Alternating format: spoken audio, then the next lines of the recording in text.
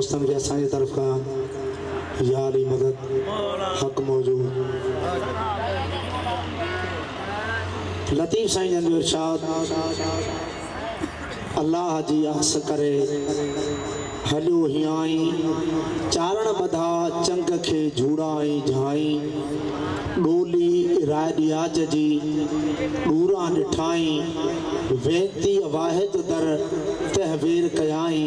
त सबा जा साईं तू राव रिझाई राग सी बेटाई फरमायो तो राव रिझाई राग सी सरकार तव्हां सब लतीफ़ जे पाड़े जा आहियो लतीफ़ सॼी सिंध सॼी दुनिया लतीफ़ जी आहे लेकिन ज़ाहिर में तव्हां वेझड़ा हाला शहर बि दरवेशनि जो सूफ़ियुनि जो अल्लाह वारनि जो शहर आहे तो सरकार भिटाई फरमायो तो राव रिझाई राग सी इन बारे में मां हर महफ़िल में कुछ ॻाल्हाइणु चाहींदो आहियां छो जो काफ़ी ख़दशा हूंदा आहिनि माण्हू इन सूफ़ी राग खे या ही जेका फ़क़ीरनि जी ॿोली आहे या जेको ही साज़ सुरूद आहिनि उनखे कुझु शरई हवाले सां ॿी निगाह सां ॾिसंदा आहिनि चवंदा आहिनि बाबा ही शरीयत के ख़िलाफ़ ॻाल्हियूं आहिनि लेकिन मां इन बारे में कुझु लफ़्ज़ ॻाल्हाइणु चाहियां थो त भिटाई चयो राव रिझाई राग सी ही जेका काइनात आहे ही जेको दुनिया जो गोलो आहे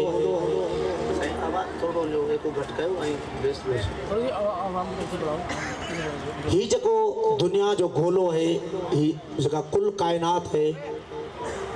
इन कायनात के बारे में मुख्तलिफ राया मुख्तलिफ फ़लसफ़ा थ्योरियूं काफ़ी सारा नज़रिया काफ़ी सारा ख़्याल आहिनि हिन कायनात जे ठहण में लेकिन असांजे इस्लामी हवाले सां इस्लामी हवाले से कुरान शरीफ में आयल है अल्लाह से फरमाए तो कुन फयकूं जे शे के मां इज़हार करण चाहियां थो ठाहिण चाहियां थो उन जे बारे में सिर्फ़ कुन फयकूं चवंदो आहे यानी थी पओ तो थी पवंदी है इस्लामी हवाले से अल्लाह से कुरान में फरमायो कुन फयकूं यानी ही कायनात जुड़ी पई इन के आबाद करण जे लाइ इन कायनात जे गोले के आबाद करण जे लाइ कुरान शरीफ में अल्लाह से फरमायो इज़ क़ाल रब्बुक लिल मलाइकत इन्नी जाइलन फिल अर्ज़ खलीफता इन जो तर्जुमो है तो इरशाद कयो अल्लाह से पंहिंजे मलाइकन के तो मां हिन ज़मीन जे गोले ते पंहिंजो खलीफ़ो बणायां थो मलाइकन एतराज़ कया तो ए असांजा मालिक तुझी इबादत लाइ असां काफ़ी आहियूं तू अहिड़ी शइ खे ठाहे रहियो हुई अहिड़ी शइ खे तख़लीक़ करे रहियो हुई जेको ही ज़मीन जे गोले ते फितना कंदो फ़साद कंदो तुंहिंजे हुकुमनि जी इनराफ़ी कंदो अल्लाह से फरमायो जो कुछ मां ॼाणा थो उहो तव्हां नथा ॼाणो इन आदम जे बोते खे ठाहे इन जी सूरत शिकिल शबी ठाहे कुरान शरीफ में फरमाई वन फ़क़्तो फ़ीह मिन रूही फ़क़ूलू लहू साजिदीन जेॾीमहिल मां इन में पंहिंजो रूह फूकिया त सभु मलाइकनि खे सजदो कजो सभिनी मलाइकनि सजदो कयो सवाइ इब्लीस जे ऐं आदम सां शुरूआत थी हिन कायनात जे गोले खे आबाद करण जे लाइ इमामनि पाकनि बि साॻियो मैसेज साॻियो पैगाम इंसान ज़ात ताईं पहुचायो उन्हनि खां पोइ औलिया किराम जो सिलसिलो जारी आहे सारी आहे उन्हनि औलियानि उन्हनि सूफ़ियुनि दरवेशनि बि इंसान ज़ात खे हिन दुनिया जी कुंड कुड़च में वञी उन हक़ीक़ी मालिक जो कुर्ब हासिल करण या उनखे राज़ी करण जे लाइ हिदायतूं फरमाईंदा रहिया हिन असां जे बरे सगीर जा जेके बि दरवेश औलिया हितां जे माण्हुनि जो जेको वधीक लाड़ो हुयो उहो राग ॾियो हुयो यानी मौसीक़ी खे हितां जा माण्हू पसंदि कंदा हुया त हितां जे सूफ़ियुनि दरवेशनि उहो साॻियो पैगाम आहे जेको अल्लाह ऐं उन जे पैगंबरनि इमामनि पाकनि अवामनि नास ताईं पहुचायो वो साॻियो मैसेज लेकिन तंबूरा यकतारा नगारा खणी वो साॻियो मैसेज ॾिनो अथनि त हीउ जेको फ़क़ीरनि जो राग आहे जेको सूफ़ियुनि जो कलाम आहे इहो हिकिड़ो मैसेज आहे इहो हक़ आहे सच आहे इन जी भिटाई फरमायो ही बैत न भायो आयतूं आहिनि नियो मन लाइन प्रिया संदे पार ॾे हीअ को आम राग कोन्हे ऐं हिन में अमुल माण कनि जी भिटाई चयो वयाज अमीक ॾे मोह काओ ॾेई तन सिटूं सोझे कढियूं पाताला पेही पसंदा उहे अमुल अखड़ियुनि से। त हिन में माणक ऐं मोती आहिनि फ़िक्र जा, सोच जा ऐं उन अलाह जे कुर्ब हासिलु करण जा। त सरकार मां त फ़नकार कोन आहियां ऐं न को वरी मूंखे राग जी बि ख़बर हूंदी आहे, न की आहे त राग कीअं थींदो आहे, उनजो हिकिड़ो संदो हिसाब किताब आहे। हीउ हिकिड़ो मुख़्तसिर रंग में, सूफ़ियाले रंग में हिकिड़ो मैसेज आहे, पैगाम आहे जेको तव्हां ताईं पहुचाइणु चाहियां थो।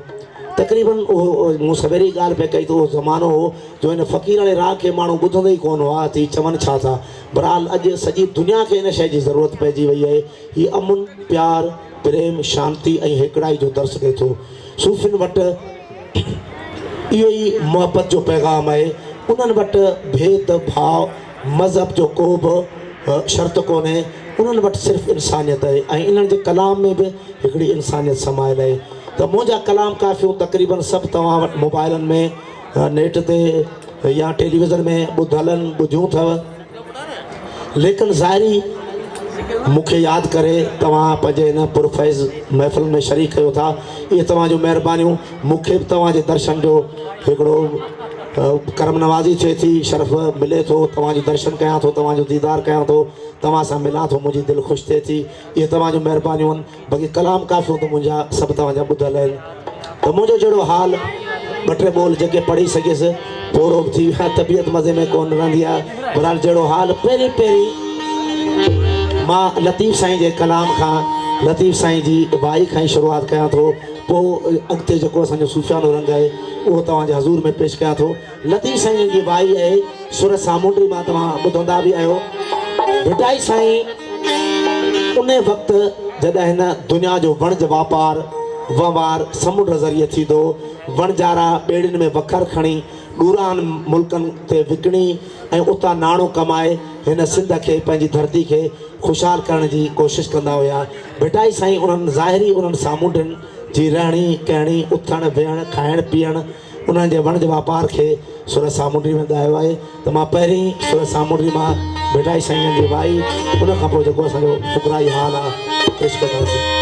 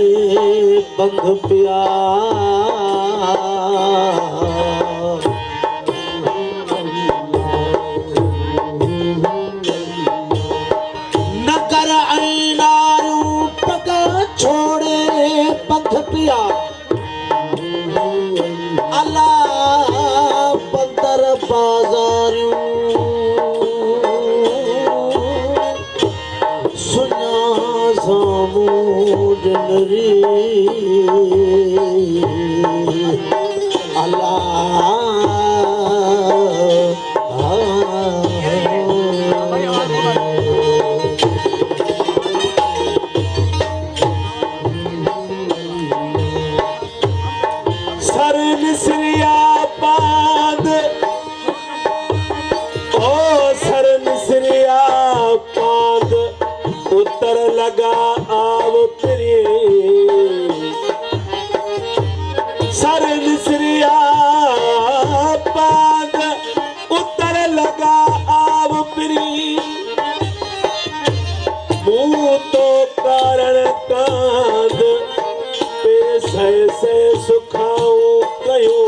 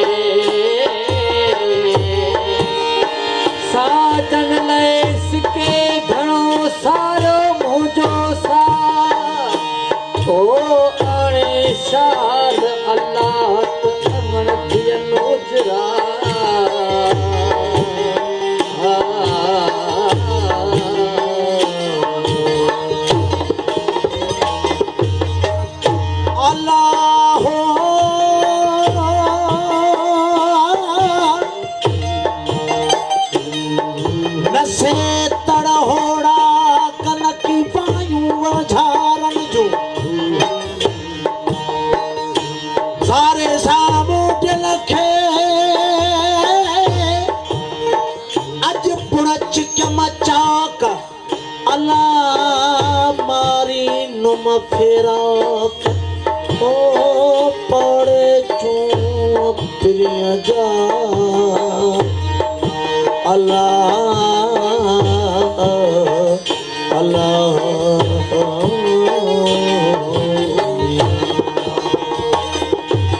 अज पुरवायो कल हो अज पुरवायो वणझारा वञल जो हलर हारा सुपरी रुवातान रहल हलर हारा सुपरी रुवातान रहल आऊं झलीद केतिरो आयल साम्हूं डल पग छोड़े जिल विधा बेड़ा बार में ओ डिठी दियारी सामूडन सिर सबाया उनखे मुदू तरजियो चिदे आई उनखे मुदू तरजी ओ चिदे आई ओ वणझार भाई आहे परे पार थी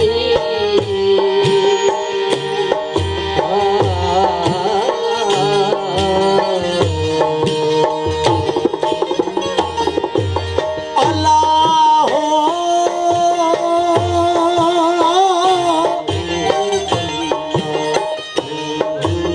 उलोड़न नदिए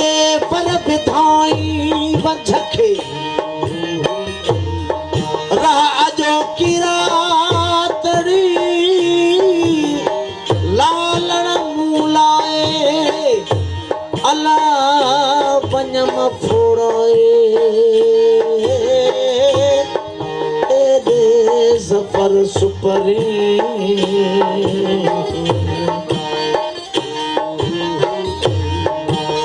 ओ वणझारे जी वणझारे जी मां वणझारो न पलिए अल्लाह आयो बारे माह ओ पुण थो सफर संभहे अल्लाह